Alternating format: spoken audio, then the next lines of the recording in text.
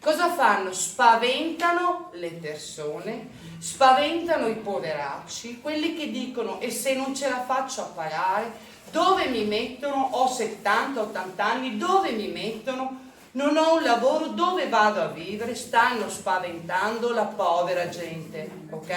La stanno spaventando. Io sto pagando dal 1° luglio il vecchio affitto. Continuo a pagarlo. C'è un calcolo da fare per non entrare in morosità, ok? C'è un calcolo da fare.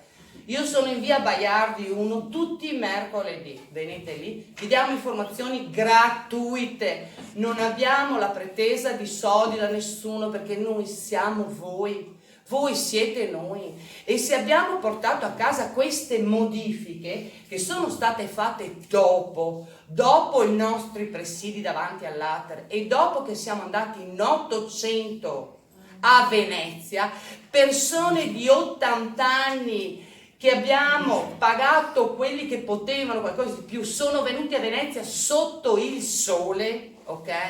Le altre modifiche che sono state fatte a dicembre, che ha cominciato a nevicare a Venezia. Saremmo stati un centinaio di persone anziane, persone che se ne stavano bene a casa, persone che stanno lottando per i loro diritti.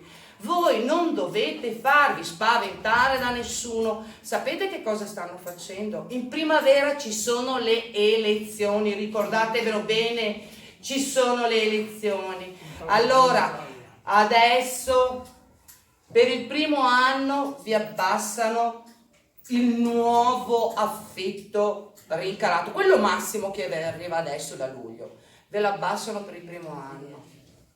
Il secondo anno ve lo aumentano del 50%, il terzo anno si paga l'affitto dei bollettini che vi sono arrivati adesso, ok?